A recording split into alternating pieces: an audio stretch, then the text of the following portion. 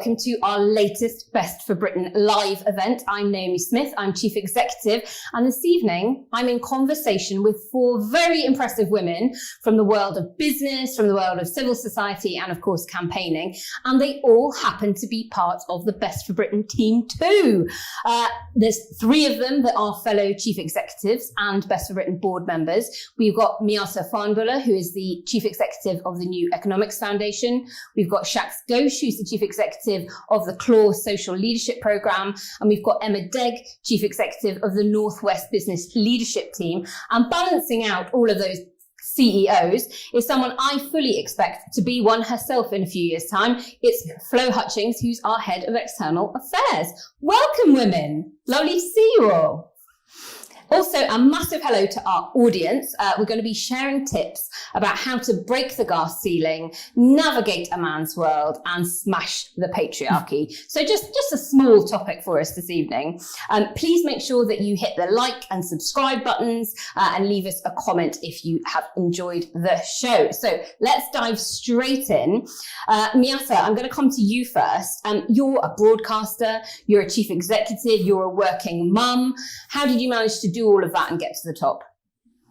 It's hard work, and I tell you what, you've got little ones. So I've got a 6-year-old and 3-year-old twins, and my twins have taken. One of my twins has taken to waking up at 4:30 in the morning. It feels oh my goodness. I know. So it's a huge juggling act. But I sort of look back and I think 3 things I sort of reflect on. I think the first thing is, you've got to back yourself.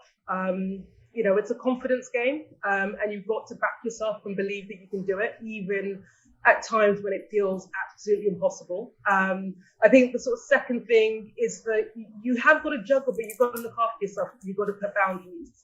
And I think one of the risks as a kind of working mum is that you're trying to be all things to all people. You're trying to do it all, and you've just got to make sure that you don't infringe on your personal life. The time with your kids, it's hugely precious. It goes by so quickly. And I think setting those boundaries is something that I'm still learning. I don't think I've cracked it. I'm learning it every day, but being clear that I've got to do it. And I've got to, not only look after my personal life, my family, but also myself, because I think in the pecking order, you are the one that comes right at the bottom of it. And to excel, to succeed, you've got to look after yourself as well. And I think it helps if you do what you love. And I feel really, really lucky looking at my career. I knew I wanted to go into public service.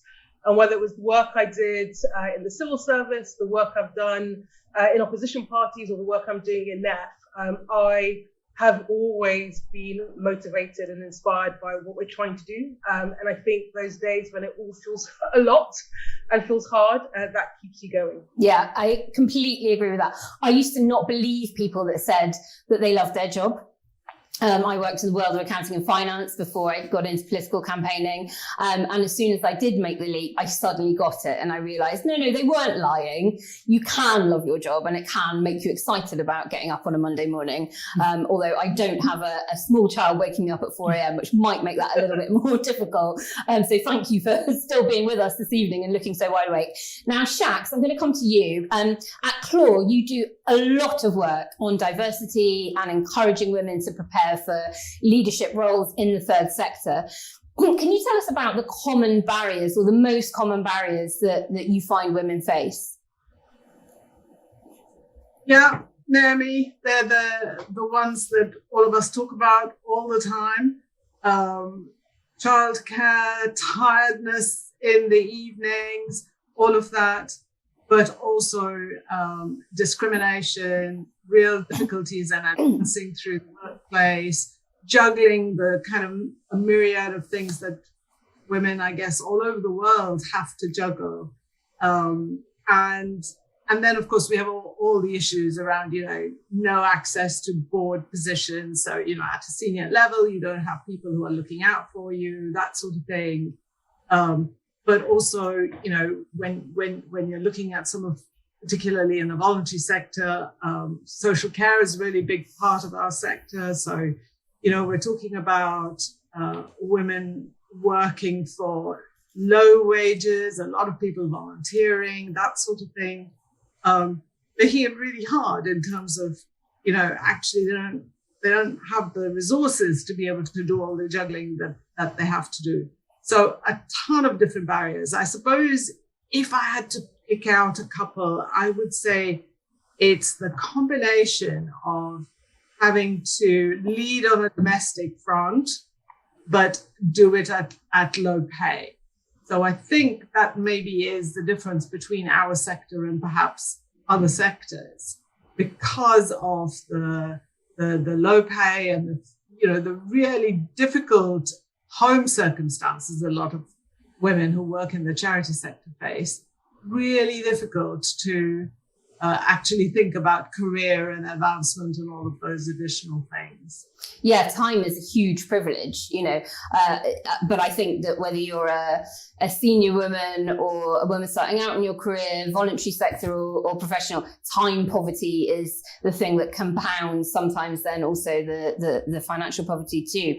Now, Emma, you're coming at this from the world of business, and obviously the rest of us are working now in the third sector / political campaigning arena. Do you think it's easier or more difficult in the business sector than in our world of civil society and campaigns, or is there just a huge crossover and it's this kind of standard issue thing that women face? I think many of the issues are exactly the same. Can I just say I'm really pleased by what Shaq's just said, because sometimes the discussions that I'm in all the time are frankly all around professional women, and we forget about how much tougher it is if you're in low paid work to be juggling those things as well.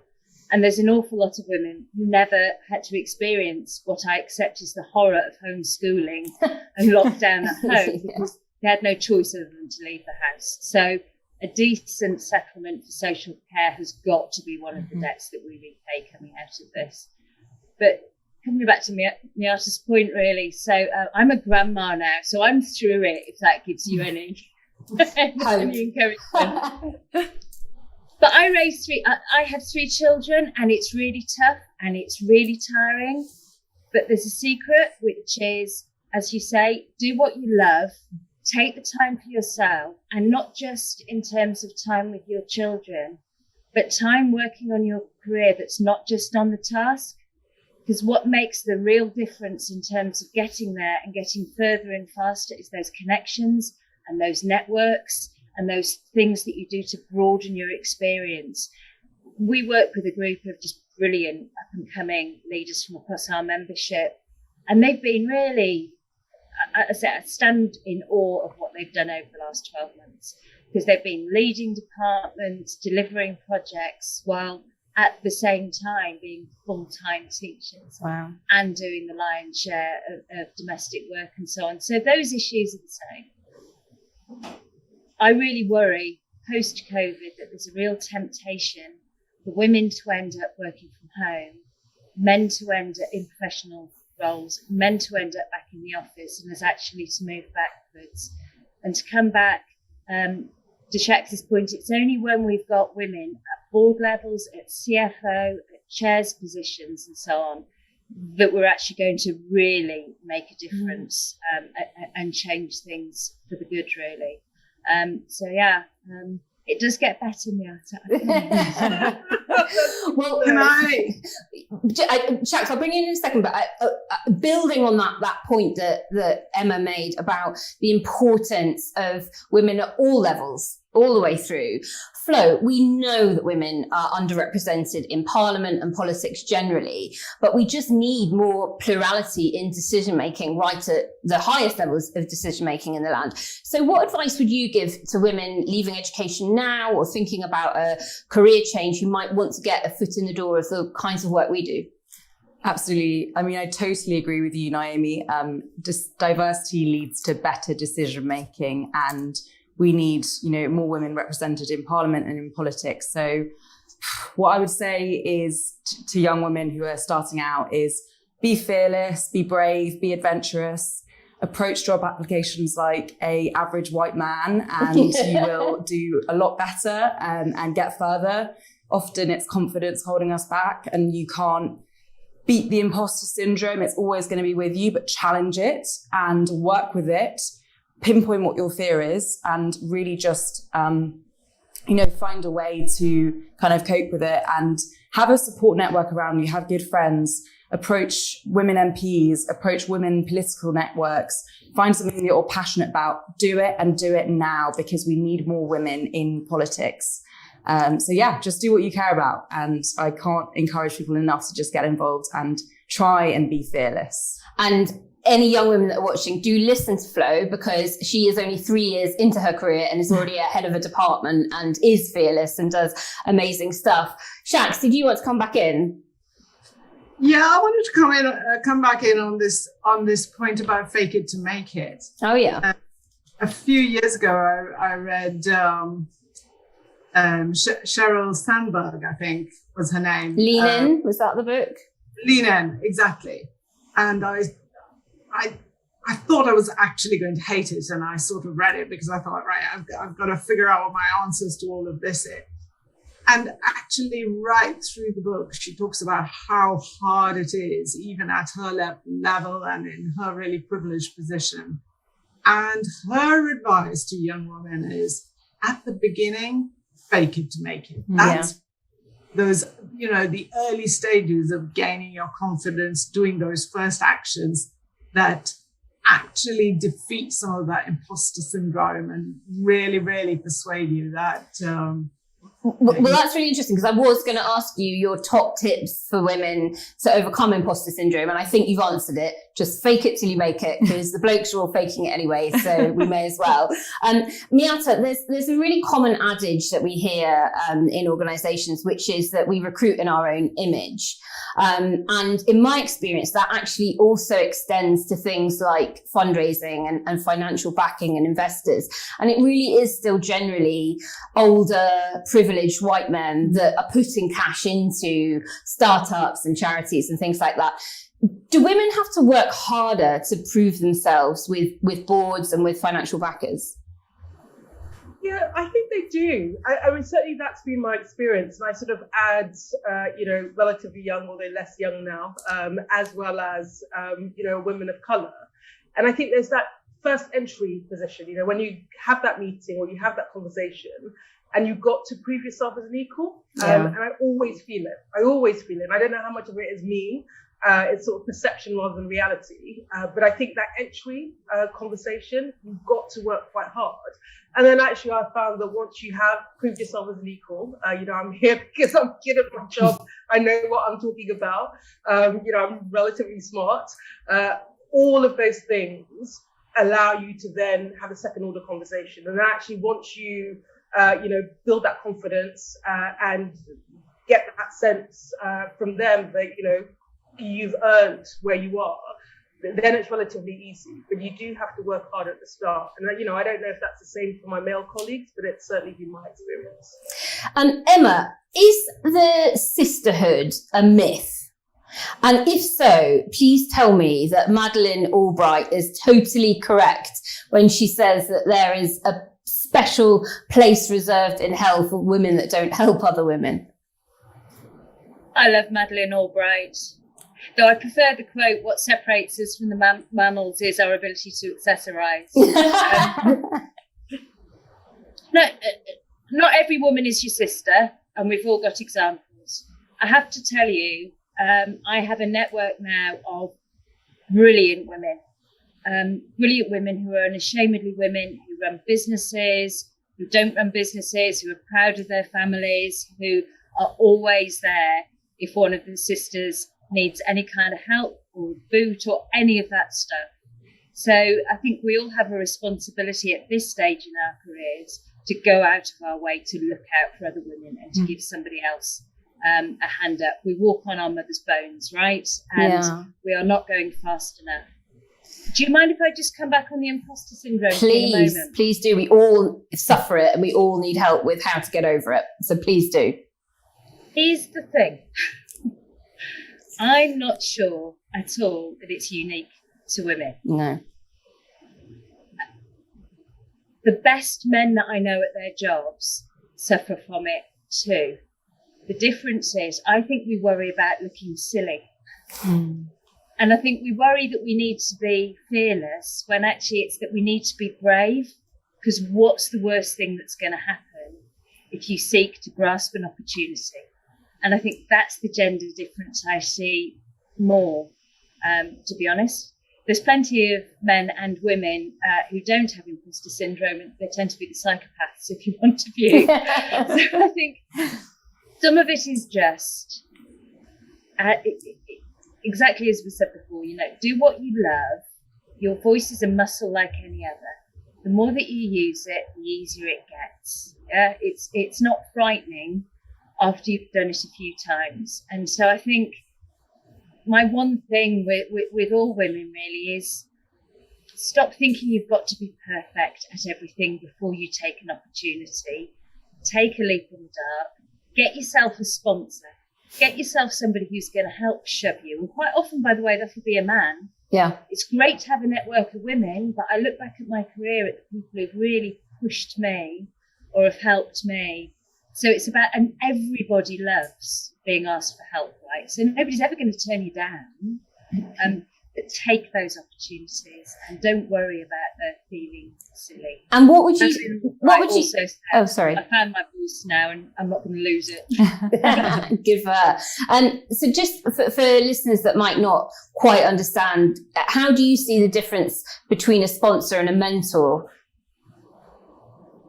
A mentor is somebody who you can, who will sit down, who will be very supportive with you, who you can take problems to. A sponsor is somebody who will actively look out for opportunities for you, who you can take opportunities to and will give you that shove to go and take that. I think Shax was talking about this. It's what traditionally the male network did automatically, because male board members would spot somebody in the organisation and champion them. Sometimes we've got to go and find those people. And those can be the conversations that are really uncomfortable that we need to have. I think probably everybody on this call has got somebody that you can speak to who'll say, just, put your big knickers on and get on with it. Of course, why would you not apply for that? So it is that shoving you a bit rather than giving you a cuddle, I suppose. And Shax, you just, heard what Emma said about finding a sponsor, somebody that makes you wear your big girl pants and get out there and do that. Is there anyone in particular that you can reflect on from your career that has been in that role? And what was it that they did that really made the difference for you? Well, it's really interesting. When I came through post-university and into my first job, I went to work for the city council. It was in Leicester in those days. And what was happening in Leicester was the Asian population was expanding. People were still coming in migration into Leicester. And obviously the local population was growing not only in terms of numbers, but also in terms of the power of the community. And I think the city council realized that what they needed to do was look at themselves. And the buzzword in those days was equal opportunities. So we didn't use the language of diversity, but we used the language of equal opportunity. And if you were an equal opportunities employer in those very early days, you were allowed to do some element of positive discrimination. And I came in on the back of that. So here you were, this kind of very forward-thinking, probably all white male, actually, council who decided that they were going to look at themselves and they were going to change the profile not only of the council, but also of the council staff. So I came in as a junior member of staff and really never looked back. So in many ways, those kind of traditional Labour councillors very much, and we knew them. We all worked in the same communities together, shoulder to shoulder, trying to kind of resolve the issues and of kind of street riots and racism and all of that was going on the streets in Leicester at the time. So I was somebody who was, of the right colour, at the right time, in the right place. And then I found the women's movement. And that kind of gave me my next buzz of confidence. So I can't say it was one person that was an inspiration, but the women's movement and the solidarity of sisterhood. And, in my life, sisterhood has always been kind of a really, really important network of people who've helped me through. All of that was really important. Can I just ask you a quick question about positive discrimination? Because personally, I think that positive discrimination is a great thing where actual discrimination exists. But I do come across women that don't agree with me. And I'm thinking in particular about some women in politics who will say things like, oh, I don't agree with all women shortlists because I don't want to have got there because of my gender. I want to get there on merit. But they're not starting from a level playing field. So what would you say to those women about why actually they should embrace positive discrimination where it's on offer? I would say, I was there once. That was exactly for the first, I would say, 10, 15 years of my career, maybe even longer. That was very much my position. So having, somebody held that door open for me and I went through, but then I didn't want to look back. I didn't want to think that I got through that door because of the color of my skin, or I didn't want any special privileges. I wanted to do it on merit, and I wanted other people to see me doing it on merit. As I've got older, I have rethought some of that. And now when I look back, I think, actually, have I done enough to help the next sisters coming through and reach out and give them a helping hand? So if I think about, so what is it that has changed my mind over the, I guess, 35 years of my career, it's probably to do with the fact that I don't see very many Black and minority ethnic women making it. So, you think you can get through that door and do it on merit, but actually merit isn't enough. You need more. You need something else. Yeah. You need you need that merit, and you need the sponsors, the networks that will see you through. And that's not counting the work that as a society and we need to do at a much more structural level. So, there's been report after report about Black and minority ethnic people just not being able to advance their careers and move into management and leadership positions. That's because of the kind of systemic kind of processes and issues which hold us back. I've changed my mind about all of that. And I think, we're going to create our own club, and the music in our club actually has to be better. Yeah, agreed. So I'm going to come to you.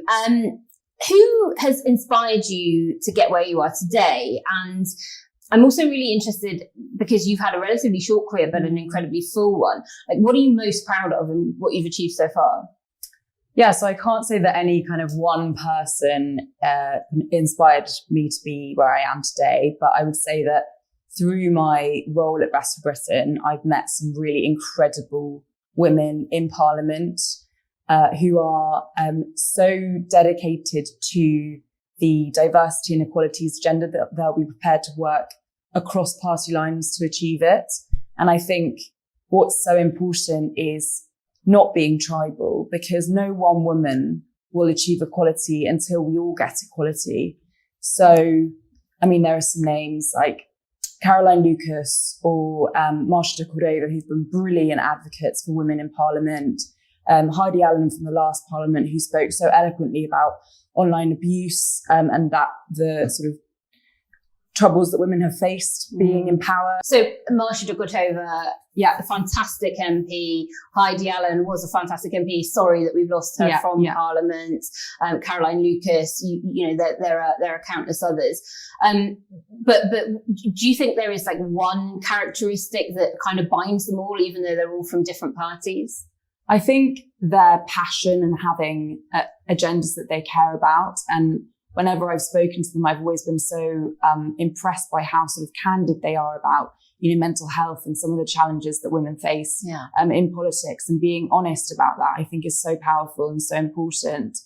And our strength, the strength of our resilience is in our linked arms. We've got to join together and work together across party lines to support each other, because we won't get there unless we're all holding hands. Yeah. And in terms of the work that you lead on, so you lead a lot of our parliamentary work, some of which is around helping women. Tell us about some of that. Yeah, so at Best Britain, over the pandemic, we've been acting secretariat for the Gaps in Support APPG, and that was an APPG that was set up to help those who've fallen through the cracks of the government's financial support during COVID. Now, a lot of these people are women because they're in lower paid roles, or they work in sectors that have been heavily hit by the pandemic, like hospitality and food, for example. Also PAYE freelancers and women in the sort of care sector as well, and in the NHS. So one of the key campaigns that we did was trying to lobby the Treasury to change that situation for women, to get the proper support that women needed during the pandemic. Lots of these women haven't had any financial support. The global gender gap report showed that even though 39 women women account for 39% of the workforce, but 54% lost their jobs in 2020. Wow, I didn't know so, that. It just shows that women are more vulnerable to seismic shifts in socio-political landscape, in the economy, and they need to be better protected. And outside of the EU, we don't have, the same rights that we did. And we need to work on advancing that equalities agenda to ensure that women in the next pandemic, because there might be another one, are protected. And that's in jobs, in the workplace, in the NHS, and, in all areas of life, essentially. And a lot of Best of Britain's work has been during the pandemic, ensuring that won't happen next time. And I suppose women are also, if they are more likely to be in more precarious employment, or are more likely to be laid off, or to simply not qualify for whatever support package is on offer in the first place, and they are more likely to be someone upon whom other people are dependent, Absolutely. then actually we're failing children and elderly people, as well as those women sort of being frozen out from either support or the workplace as well. I mean, there's one organisation that you've been working with called Pregnant Then Screwed, which is just, a fantastically named campaign. What has their angle been on the gaps in support? Yeah, so we've been working really closely with Pregnant Then Screwed, Maternity Action, Raising Films, who also represent women and carers in the screen sector as well, so in the creative industries, trying to get support for them and really restructure the economy so that women are protected. Yeah. And their angle has been, ensuring that, Pregnant and Screwed, for example, have worked really hard to try and get rid of the gender bias in the government's financial support scheme. So they took the government to court over the self-employed income support scheme, which was calculated regardless of whether you took maternity leave or not. So often many women in those 3 years had taken maternity leave, and for that reason, their average earnings were a lot less than they would have been. So it was the support that we've had during the pandemic has been geared towards, white men, and Best Britain has done a lot of work to try and challenge that with organisations like Pregnant Then Screwed and Maternity Action and Raising Films, and some brilliant female parliamentarians as well. And fantastic work that you did get a win for some of them in the budget, didn't you? So through, some really difficult chats with the Treasury, we did get, a small but mighty win. So 600,000 people got included into the fourth round of SAYS who were newly self-employed and were excluded from previous rounds of the SAYS scheme. And that was through lobbying efforts that we did cross-party through the Gaps in Support APG and working with brilliant campaign organisations as well. Great. Well, I mean, look, there are very few people that can say they've had a win like that, particularly at your stage in your career flow. So well done. Shax, as a society, we often describe leadership skills synonymously with traditionally masculine attributes. If you agree with that, how do we change it?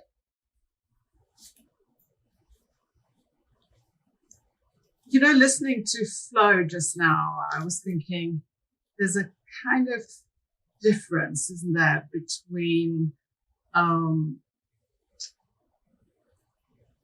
womanism and feminism. So I don't know if that makes. I'm going to try and explain it, because I think there is something about believing that women are equal, believing in women's advancement, believing in equal pay, board positions, all of those things. But the difference is whether you are prepared to do something for other women. And I think that's what makes you a card-carrying feminist. That actually you reach out and you say, I'm gonna make sure that the next lot come through. We've got to get to critical mass. We've got to reach tipping point, and we've got to do that at scale. Just one or two women moving into senior positions just are so vulnerable. And actually, without scale, you're never going to achieve the change that's necessary. So I think that I would say that's one of the things that I would expect to see from women, that actually they are prepared to do more for other women. There was a very interesting report, I think, a few months ago about the countries that are doing better on some of the COVID kind of indicators. Now, I don't know if that's been disproved by Germany, because they then went into their own little crisis around COVID. But somebody had done some research to show that women leaders, I think, Prime Minister of Finland, and New Zealand, Jacinda Ardern, and Angela Merkel, between them and a few others, were demonstrating. I think Taiwan, South Korea, others, yeah. Right. That there is something about women's leadership which is more inclusive, which works better with the scientists, which is more thoughtful about some of the hygiene factors, and all of that had contributed to. So I think there is something about, maybe a division between male leadership and female leadership is simple. But certainly I think that there is a strong man leader image, which is around today. And obviously, we've all experienced the era of Trump, but there are others. There's Modi in India, there's Bolsonaro in Brazil.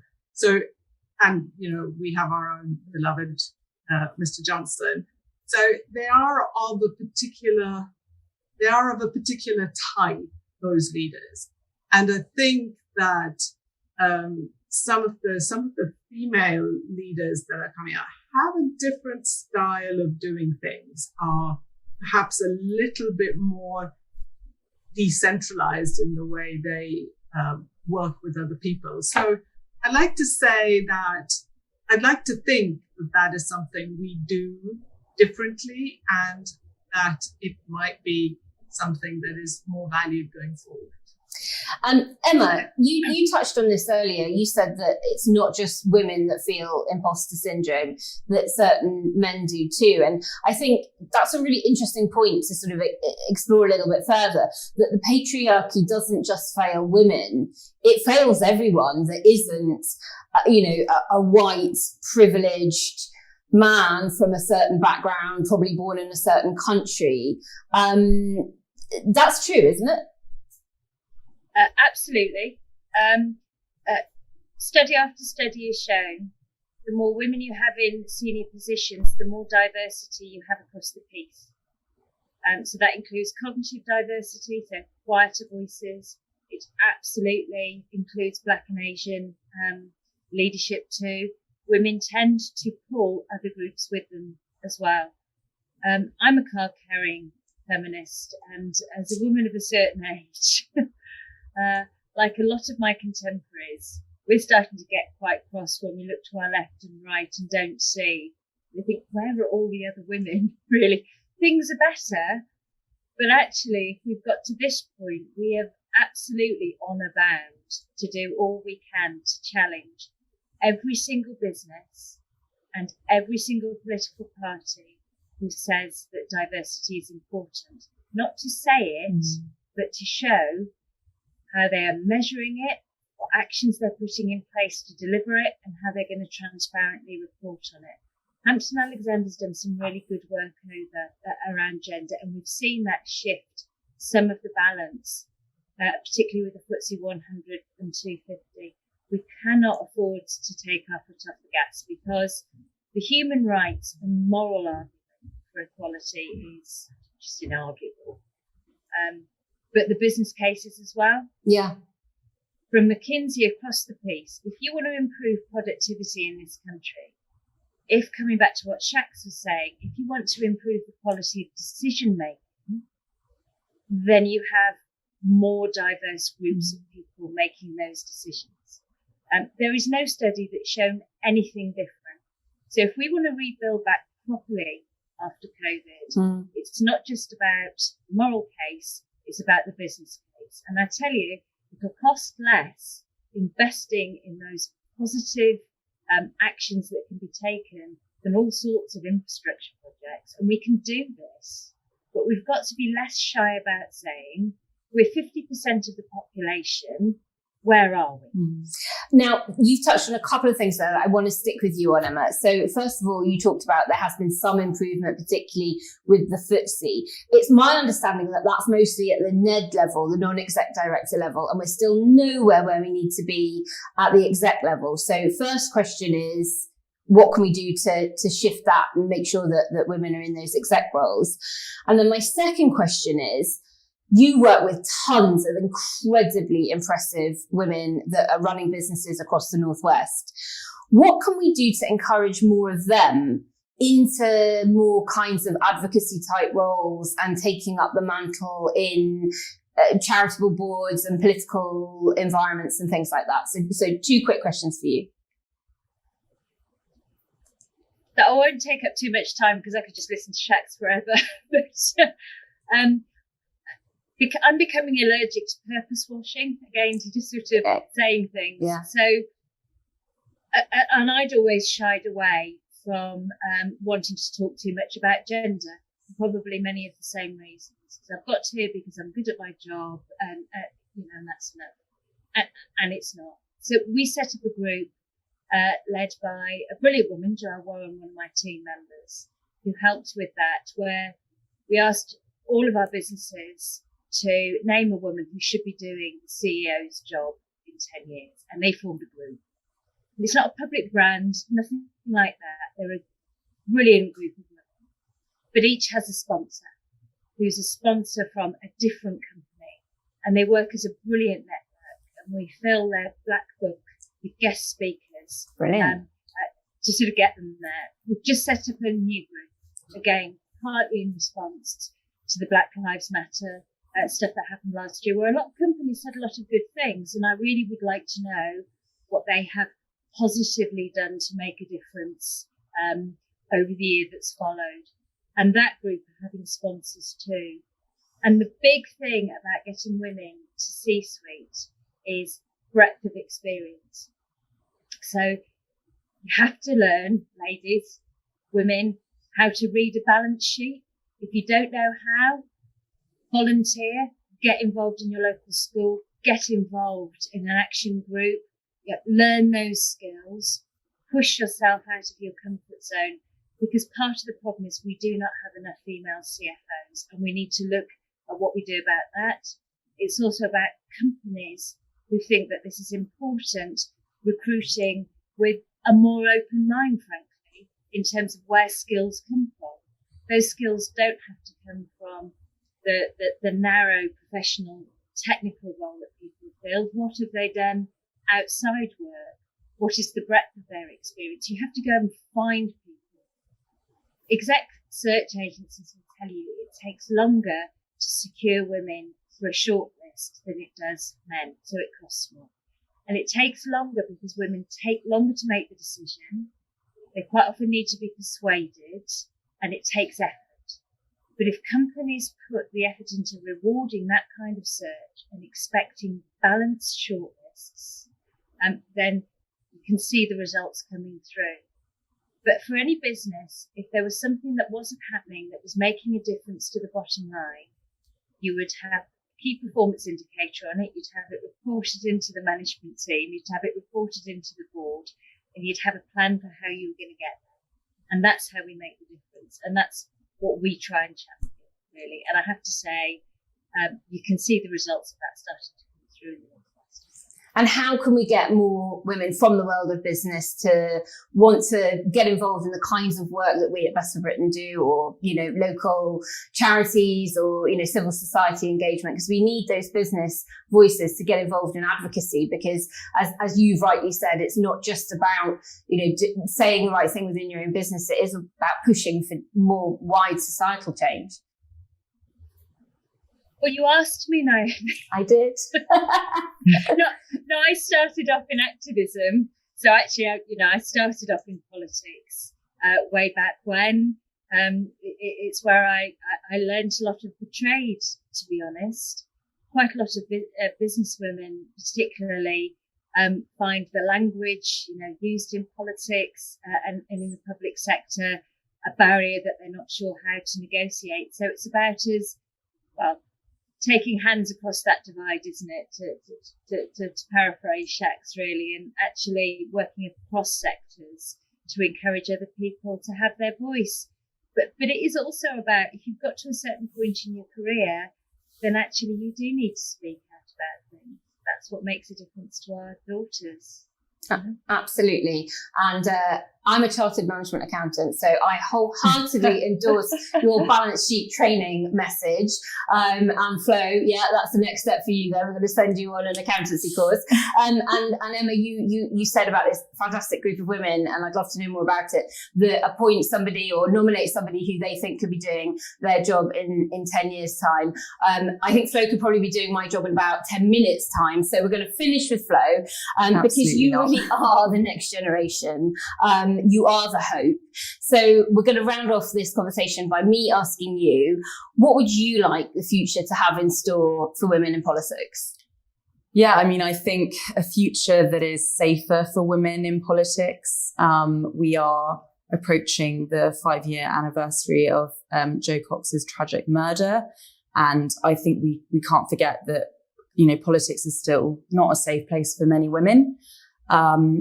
I would like to see a future with more trans women in politics. We haven't spoken about trans women, but I think we need to be, we need our feminism to include trans women, and we need those voices represented in politics. We need more non-binary people in politics. We need more queer people in politics, more women of colour in politics. Democracy has to serve the people that it represents. And at the moment, that's not the case. And there are campaigns like the 50-50 Parliament that are working towards that. But the latest report shows that we are 135 years from closing the gender gap at the current rate. Wow. And we've got to speed things up. We've got to move faster because, we can't afford this. So I'd like, in 4 years' time to see that change, not in 135. So let's all work together to do it, and let's do it now. Amen, sister. Now, that's it for tonight. It's been an absolutely fascinating discussion. And all that's left is for me to say a big thank you to our panel. Thank you very much for joining us, Miatta. Thanks for having me. I really enjoyed the discussion. Quite a privilege to be amongst such inspirational female colleagues. Thank you so much. And farewell to Emma, who joined us all the way from the Northwest. Thank you very much. And thanks to everybody for some really thought-provoking stuff to take away. And a big thank you to Shax. Thanks, Naomi. And thank you to everybody on the panel. It's been a real pleasure. And finally, a huge thank you to my colleague, Flo. Thank you for having me. It's such a privilege to be around such amazing Best for Britain women. And thank you all at home for watching. Don't forget to subscribe to our channel, click the like button, give us a thumbs up, leave a comment if you can. And if you're feeling flush, head over to bestforbritain.org/support, where you can sign up to be a fellow traveller. We're going to be doing lots more of these events in future, so we hope to see you again very soon.